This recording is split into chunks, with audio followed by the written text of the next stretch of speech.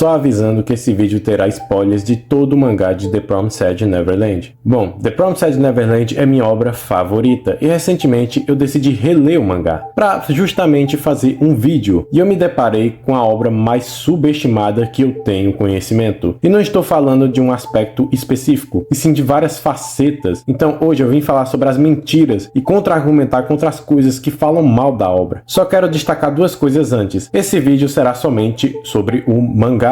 E segundo é que eu não irei me aprofundar na Emma, pois ela terá um vídeo inteiro defendendo ela e provando que ela é sim uma personagem incrível, desde o seu conceito até sua execução. Então esse vídeo será bem mais raso do que ele deveria ser. Mas enfim, vamos começar. The Promised Neverland é um mangá escrito por Kaio Shirai, que a gente não sabe o gênero dele ainda, e ilustrado por Demizu Pozuka, essa sim já confirmada como mulher. E o mangá tinha uma publicação semanal e conseguiu ser consistente tendo 3 hiatos de uma semana cada, durante seus 4 anos de publicação. Inclusive, os seus últimos 20 capítulos foram escritos em meio à pandemia. Kaio Shirai disse que não planejou quase nada, e isso já foi confirmado em várias entrevistas ditas por ele mesmo. E não só acontecimentos da história, mas personagens e até o aprofundamento nas filosofias e construção de mundo. Pozuka teria que desenhar uma arte que conseguisse ser fofa e transeasse para o horroroso também. Qual o problema disso? Ela não tinha experiência com isso. Demizu não tinha o costume de desenhar horror, então essa foi uma nova experiência para ela. Então leve em conta que tudo que eu falar aqui foi feito com muita base no improviso e com adaptações de ambos os artistas, sem contar que eles estão na revista mais concorrida do Japão e com o prazo mais curto de publicação, que os próprios já falaram que era um inferno, tendo que trabalhar até mesmo nas folgas para entregar no prazo.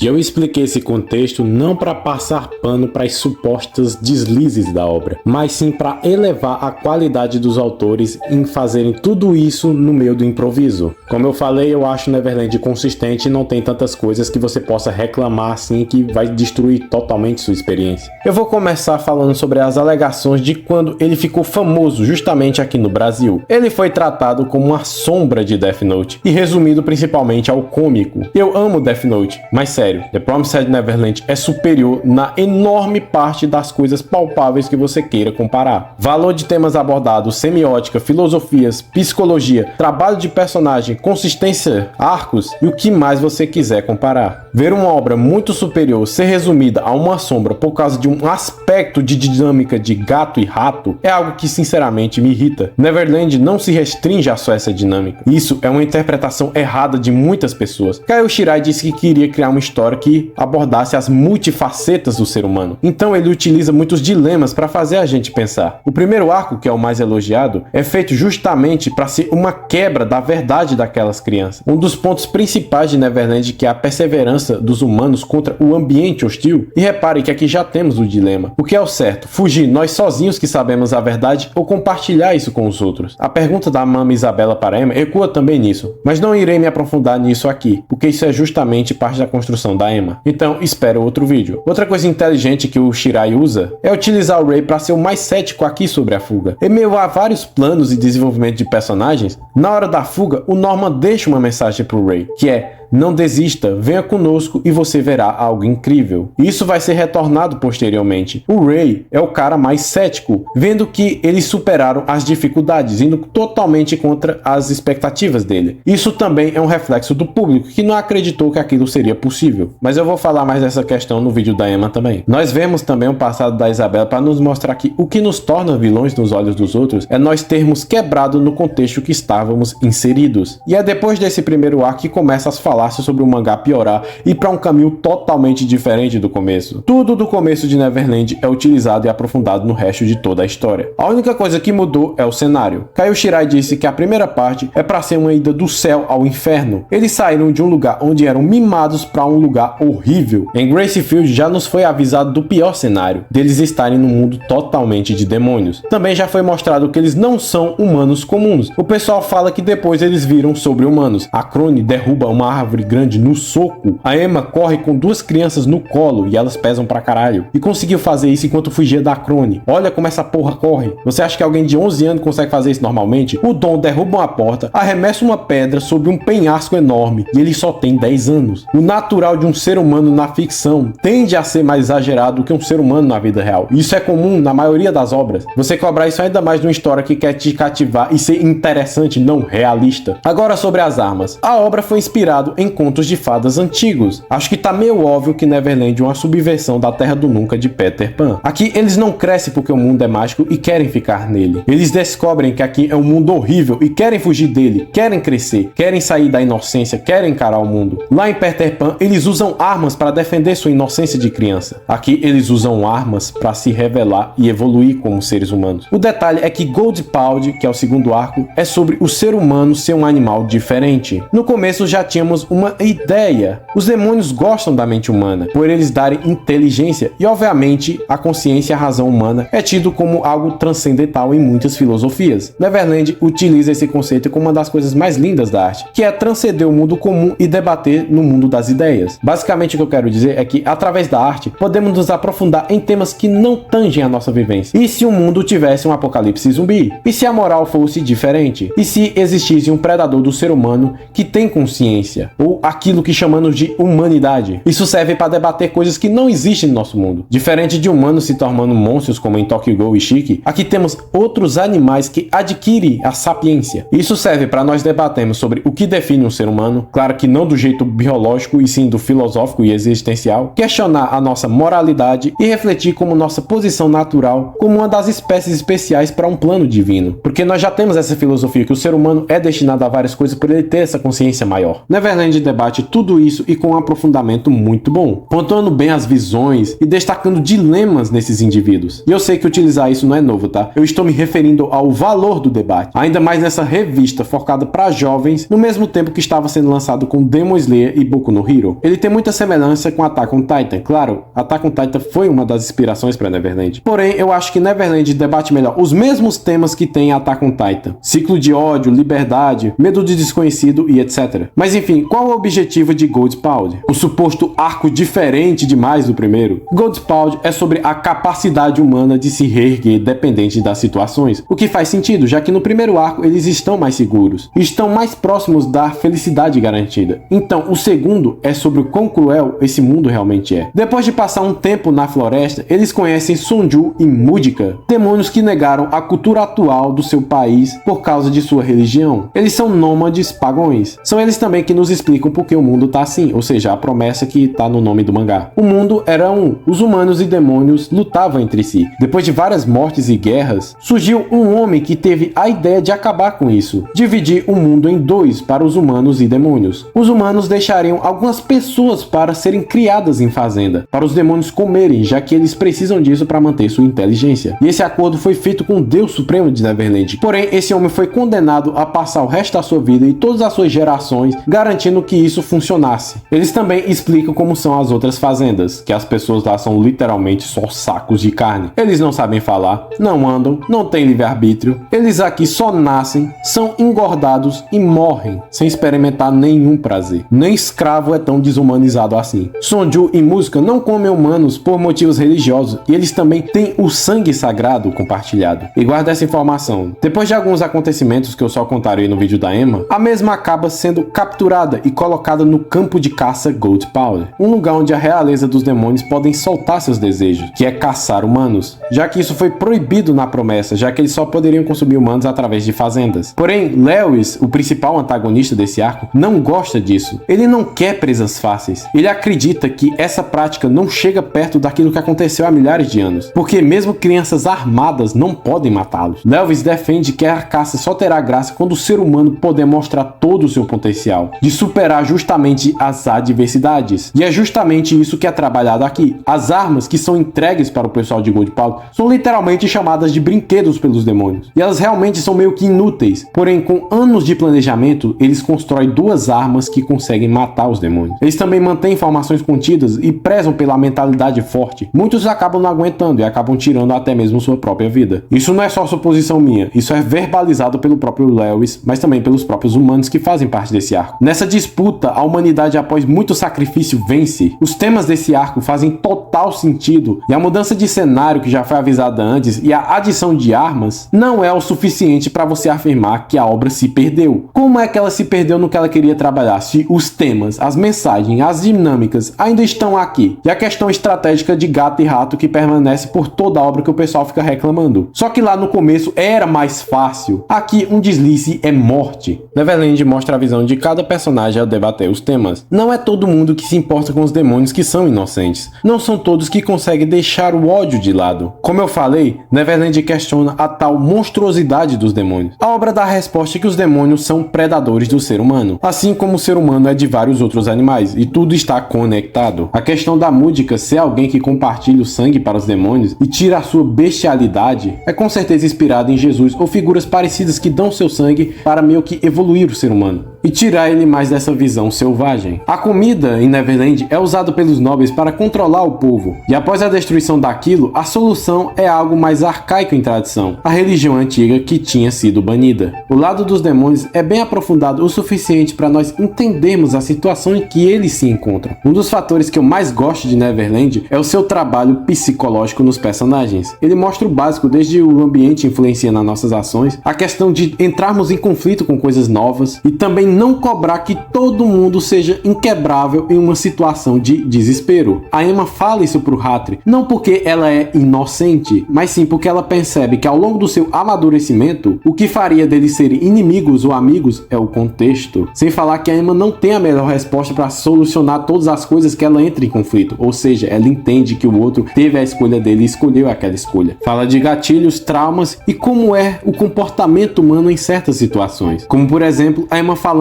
que o Norman mata os demônios por ser um covarde. Por ele ser extremamente irracional, ele preza pelo mais fácil, isso é verdade. Quando nós entramos em contato com algo novo, ou ficamos maravilhados ou temos medo. Se você vê um inseto que você nunca viu antes no seu quarto, você tentaria aprender sobre ele, quem sabe descobrir que ele seria muito bom para o ambiente do seu quarto, sei lá, ele matasse alguns insetos meio chatos, ou você não confiaria e o mais lógico seria matar ele para garantir tudo beleza, justamente por você ter medo do desconhecido. Inclusive, eu farei um vídeo sobre o Norman falando dessa questão, a questão de síndrome de Deus que ele tem também. Então pode esperar um vídeo do Norman, do Ray também e provavelmente da Isabela. Por sinal, enquanto eu fazia minhas pesquisas, eu descobri que o mangá de Neverland foi usado em um artigo acadêmico de psicologia na Universidade de Shimane. Você pode conferir isso também pesquisando facilmente. Infelizmente, eu não posso me aprofundar muito na parte simbólica e política de Neverland por não ter conhecimento sobre isso. Mas essa questão simbólica dá pra ver algumas coisas simples de ver em esoterismo, como as 7 paredes. O 7 é um número muito simbólico, representando não só a perfeição espiritual e o místico, e também a iluminação. E não é à toa, porque as 7 paredes é justamente um teste que deve se utilizar de água dourada, sangue e flor que representa a vida. Daí então você vai passar por provações para desafiar sua mente, e o segredo para passar nesse teste é ter uma mente livre do mundo mundano, simbolizado por eles virarem crianças, alguém que não é cético ao místico do mundo. Isso é um conceito muito comum encontrado em cabalas. Até mesmo o ritual com sangue, um líquido dourado e algo que representa a vida, é bastante semelhante a rituais ocultistas. Aquilo é a prisão que desafia a lógica do mundo comum. E quando eles passam por isso, encontram aquilo que vai levar eles para o Deus do mundo dos demônios. Essa figura é usada para simbolizar a transição para algo superior. Só que repare que o Ray, ao notar isso, ele fica com receio,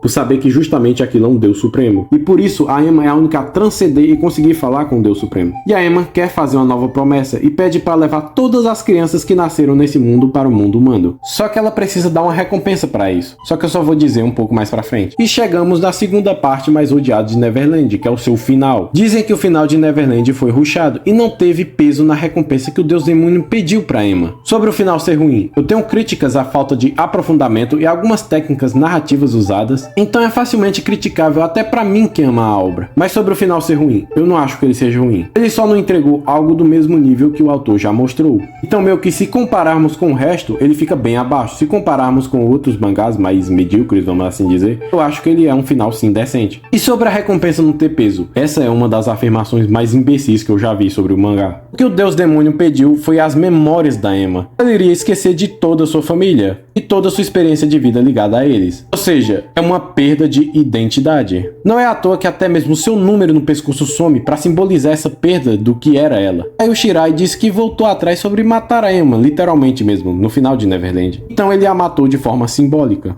e ela também foi separada de sua família. Eles ficaram procurando ela por 2 anos, e na última tentativa, no caso, a última área que eles faltavam procurar, eles conseguem achar ela. Ah, mas eles acharam ela. A separação então não teve peso. Errado de novo. Na verdade, o autor já tinha avisado que eles iriam achar a Emma. No capítulo 179, quando eles notam que a Emma não está ali com eles refletem sobre tudo que aprenderam com ela e como ela sacrificou tudo para eles estarem onde estão agora. Principalmente mentindo sobre a perda de memórias que iria ser o que o Deus lá tinha pedido. Mas eles mostram que como a Emma fez o impossível desde o começo para livrar eles daquele mundo, eles decidiram que era a vez deles de seguir o exemplo dela e fazer o impossível para achar ela. Ou seja, o autor já nos dá a dica e dá a entender claramente que eles vão achar ela. Não só mostra que eles vão conseguir o que querem, como também mostra que a protagonista virou um ideal para eles. Ela deixou de ser só uma pessoa, um indivíduo. Ela é muito mais que isso. Qual o peso disso? A Emma de agora não é a Emma que eles conheceram. Imaginem seus melhores amigos esquecerem para sempre todos os momentos bons e ruins que vocês passaram. Para Emma, eles são um bando de desconhecidos. Ela descobre que eles são a família que ela estava procurando, algo que já foi explicado anteriormente. Então, mesmo não lembrando nada, não sendo a pessoa que eles querem em si, ela, em vez de chorar, ela prefere levantar e seguir em frente. Como ela faz isso? Justamente criando novas memórias. Então sim, a Emma que salvou todos morreu. Esse final, embora eu tenha minhas críticas, ele faz sim jus ao que é Neverland. Uma história trágica, mas que o ser humano consegue se reerguer. Por sinal, tem um último capítulo que saiu depois que mostra eles realizando os sonhos que eles tinham dito lá no começo. E quando chega a parte da Emma, ela tem uma crise de identidade, caralho. O autor faz questão de mostrar que mesmo no capítulo mais feliz, que era pra ser só eles realizando os sonhos, ela acaba entrando em conflito e até simula algumas ações dela pra parecer a Emma antiga. Mas isso eu só vou falar melhor lá no vídeo da Emma. Agora, eu quero falar algumas coisas. Bom, esse vídeo foi bem mais raso em relação do que dava pra falar. Mas eu tive que fazer isso. Por quê? Pra fazer justamente um vídeo mais focado na Emma. Como ela é a protagonista, ela acaba interagindo muito com os conflitos de Neverland. Então, muita coisa ficou resumida. E também, eu não posso esperar pelo meu nível evoluir pra fazer um vídeo melhor. Porque eu sei que isso ia demorar muito. Imagine eu só fazer algo quando estiver com a capacidade de fazer o ideal. Quem dera o perfeito. É comum as pessoas quererem fazer o mais incrível em relação daquilo que é especial pra elas. Mas eu não posso esperar. Eu quero me expressar agora. Ver essa obra tão incrível ser resumida da forma que ela é de se entristecer. Bom, e se isso tudo que eu falei foi bem executado, você me pergunta? Bem, não tem jeito, você teria que ler o mangá. Porque eu não vou falar aqui e fazer um vídeo de várias horas explicando cada coisinha de cada arco ou personagem. Eu parei pra pensar e eu não conheço nenhum outro mangá com uma execução tão incrível, se tratando de temas tão profundos e com uma publicação semanal com pouquíssimos hiatos. Isso é um mérito de Kaio Shirai, Demizu Pozuka e, é claro, também seu editor, Suguru Sugita. Esperem o vídeo da Emma, eu irei destrinçar tudo o que compõe a personagem. E também lá será melhor para se aprofundar em algumas coisas. E bom, esse foi o vídeo, se gostou deixa o like e se inscreva no canal caso queira acompanhar. Comenta aí o que você achou sobre a obra ou sobre o vídeo. Muito obrigado para você que assistiu até aqui e fiquem em paz.